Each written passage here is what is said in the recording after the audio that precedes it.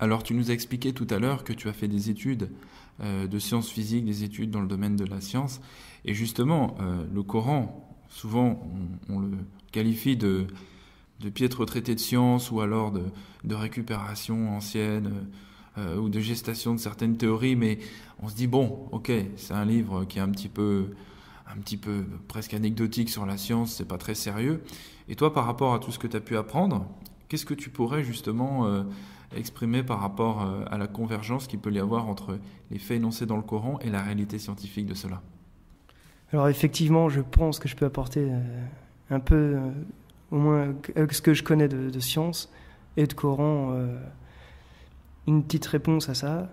Alors je ne connais pas les versets par cœur, ni en arabe ni en français, mais je sais par exemple que Dieu dit dans le Coran: nous avons créé le ciel et nous l'étendons constamment dans l'immensité.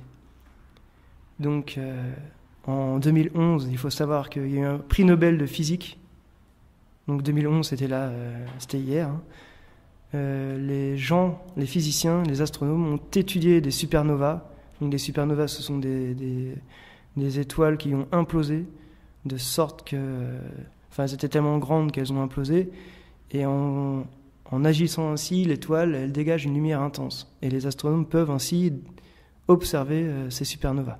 Pendant plusieurs semaines ou plusieurs jours, la lumière est très, très intense dans la galaxie dans laquelle cette étoile a implosé. Et en observant ces supernovas, les physiciens se sont aperçus que l'univers était en expansion, effectivement, et qu'en plus c'était de manière accélérée. Ils parlent alors d'énergie noire.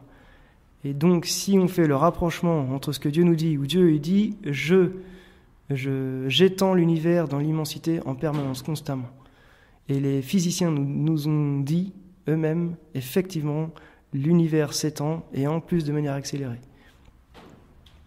Ça, c'est un exemple. Il y en a plein d'autres. Par exemple, les embryons dans le corps humain. Mon père, avant même que je sois converti à l'islam, je crois, je ne sais plus, peut-être que j'étais déjà converti, mais peu importe, il m'a trouvé un site internet. Et je ne sais pas pourquoi il s'est intéressé. Si, je crois que j'étais converti à l'islam. Il s'était intéressé aux embryons. Je ne sais pas pourquoi. Et il me montre le site. Et en lisant le site, j'ai vu que les scientifiques ont expliqué que l'embryon était, dans les tout premiers temps, difforme. Il pouvait prendre plusieurs formes différentes, un peu n'importe comment. Et puis qu'il vient un moment donné où, enfin, l'embryon prend cette apparence humaine normale. Et ils disent clairement dans ce site internet, alors que ce sont des scientifiques, ils n'ont aucun lien avec la religion, quelle qu'elle soit, ni chrétienne, ni juive, ni musulmane. Ils disent, il semble que subitement, comme s'il s'agissait d'un rêve créateur, l'embryon change immédiatement de forme, Et Dieu, il dit dans le Coran que effectivement c'est lui qui nous fait comme une sorte de caillot de sang dans la matrice de la femme, de notre mère.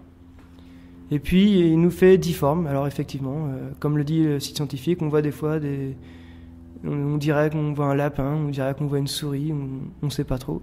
Et puis Dieu, il le précise aussi, il dit, arrive un moment où enfin je vous change en une toute autre création.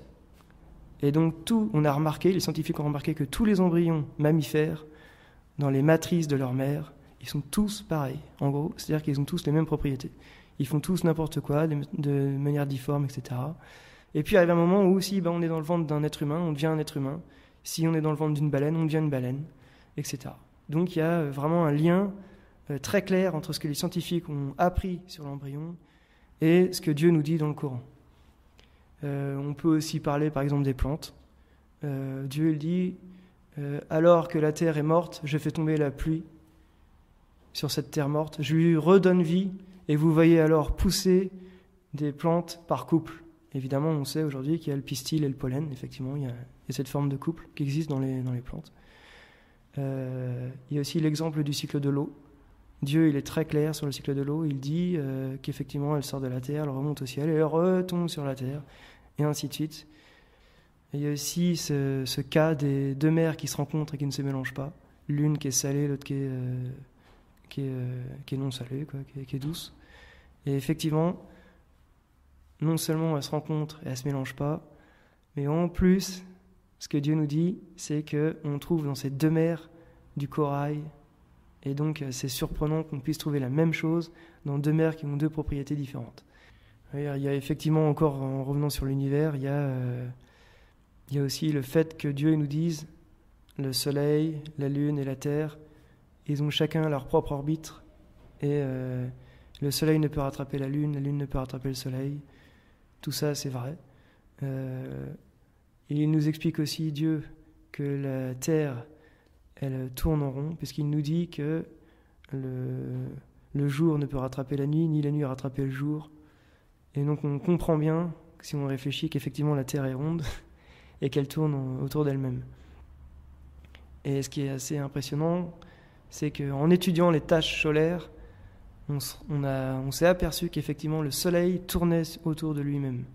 Et donc quand Dieu il dit « chaque astre a sa propre orbite », alors qu'on pourrait penser aujourd'hui que le soleil par exemple peut être plus ou moins stable dans l'univers, non, en fait il tourne bien sur lui-même.